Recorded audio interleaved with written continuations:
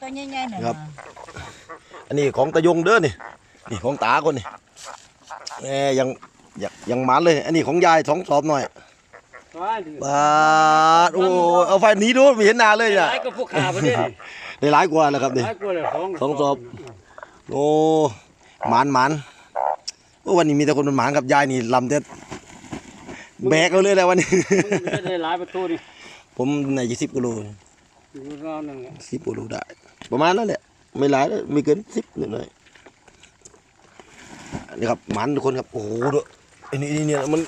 โอ้บกอ้วนยองใหญ่เลย ได้หลาย ฮะ เอา เอามึงไม่ได้มาตะวันนี่